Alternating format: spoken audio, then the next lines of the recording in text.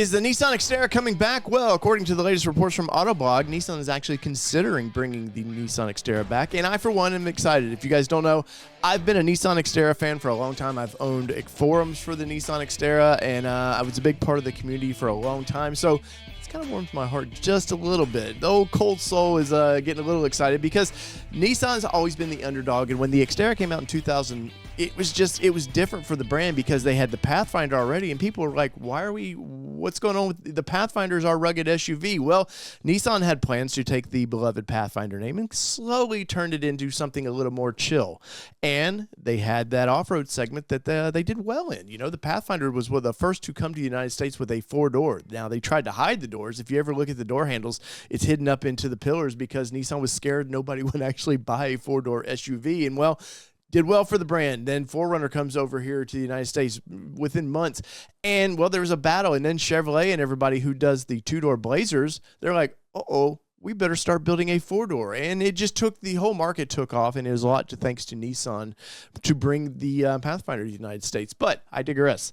Now, let's get into what I think is going to happen. You know, in 2000, the Xterra was the rage, man. It was everything you need, nothing you don't, and it was a bare-bones SUV. It had an honest four-wheel drive system. You had a manual transfer case. You could get a manual transmission. Came in two options of motors. I believe it was a 2.4-cylinder little thing, and then you got the 3.3 V6. And at the time, the 3.3 was the same engine they were putting in like the Z. So it was kind of exciting. Now at the time, it was low horsepower, 160 horsepower, but it was exciting, and then quickly, 4 years down the road, they refreshed it in 2 years, and that's where you see the round light Xterras, and they gave it a supercharger, bumped it up. I think by the end, it was like 220 horsepower is what you could get out of the thing, which is pretty impressive. Always remember the commercials. You see it sliding around in slow motion. They did that in the Frontier, and a lot of the Nissan ads for the Xterra was everything you need, nothing you don't. You know, you seen people rappelling out of the back of it, using it, just jumping dunes and having fun, and it was very affordable at the time. Now, we get into the second generation, mid-2000s, 2005 comes around, and, well, it's not as affordable as it once was, and we're starting to get a lot of nanny features to it, a lot of safety features that I don't think people wanted in that SUV, though they were probably federally regulated, but it wasn't what it was, and though they sold quite a bit of it, it just after about 2005, 2006, you get into the recession, sales just tanked, and they were never able to recover. And Nissan, by 2015, pulled the plug on the Xterra right when things were coming back. Fuel prices were getting more affordable. The off-road community was there, ready, itching. It goes away, and it left all those rugged body-on-frame sales go right over to Toyota for the 4Runner. 4Runner just 200,000 plus a year because it had no competition, you know, and even Toyota kind of did away from the FJ in 14, and rumors had it that maybe the 4Runner might not be around. There was rumors that they might do away with it, and I think that's probably why it took so long to get the refresh that we're about to see. But anyway, so let's get into this article, and I want to kind of go over this a little bit and kind of give you my opinions of what I think. For one, I think this rendering, wherever this came from, no. It will never look like this. And if you see the quotes in the article, then this is by Joel Stockdale with Autoblogs. And I'll put a link in if you wanna jump into this. But according to it, the Nissan, they're looking at it. You know, they're not like yes. So let's see right here. Before talking to the senior vice president and chief planning officer, the revitalization of the classic off-road is proving to be very popular with buyers. The highly profitable automakers, particularly like the Defender and Bronco, which we have a Bronco, and I bought the Bronco because Nissan wasn't making anything fun at the time, and Land Cruiser coming out. And of course, you know, there's Ineos is bringing theirs out. There's a lot of, you know, people want that off-road money because for companies like Nissan, there's a lot of cheddar in there, man. There's some good ways to make money and have they go full with Nismo and let Nismo actually make some cool off-road parts.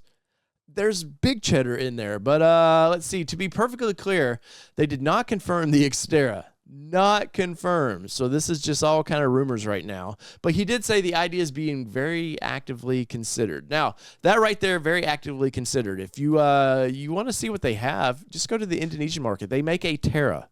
You know, the Nissan name Xterra was a licensed name. They did not own Xterra. That was an actual race. It was an outdoor race that they kind of licensed that name to put on there. So I'm not sure if it were to come back, if they would call it an Xterra or just the Terra, which I think fans would be okay with if they just called it like a Gen 3 Terra.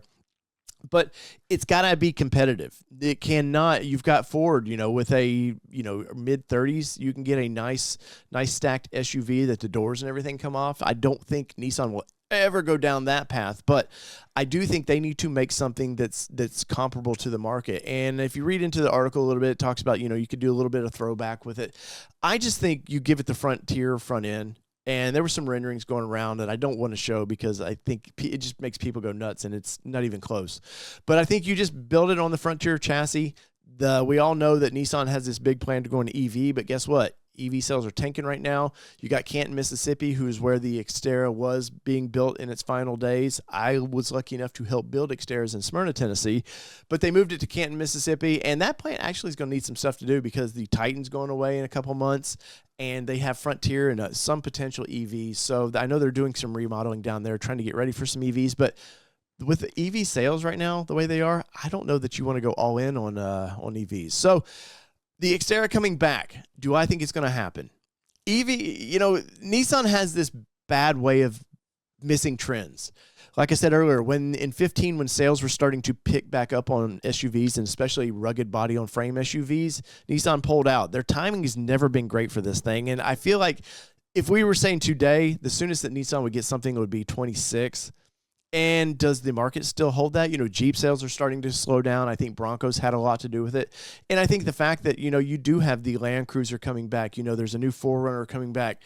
I do think that's going to take away from sales from Wrangler and maybe a little bit of Bronco as well. But they're going to have to offer some things. And at least a minimum rear locker, I think Nissan should do a full-out Pro 4X with front and rear lockers. Something fun in the engines. They still have the V6. There is the new twin-turbo 3.5-liter engine. They could dump in that thing. That could be a lot of fun. And go full out. I threw out a rendering that I was given to somebody within the organization a couple years ago where they were going to do a full Nismo like Raptor. Do that. Bring a Raptor-like truck out on the Frontier chassis with that 3.5 and then do an Xterra side by side, and I think you got a home run. But overall, right now, these are just speculations, and I'm curious what you think. Did you like the Nissan Xterra? I still see a ton of them floating around, both first and second generations, and they're just well-built, honest vehicles, and I think less is more. I think if you give us something with the bare minimum nanny features, but make it to where it's very capable, good four-wheel drive system in it, which Nissan's always done very well. The current system in the Frontier is a very good system, and it's pretty much a carryover from what they've been running for the past 20 years. So I think they can do it. So in the comments below, let me know what you think about this. So whether it be two-wheel drive, four-wheel drive, or this badass Nissan Xterra, you guys know I would drive. In a heartbeat, I would drive that. It's been your All Terrain Nation. I'm your host, David Boyd, and we're out. Peace, everybody. Love y'all.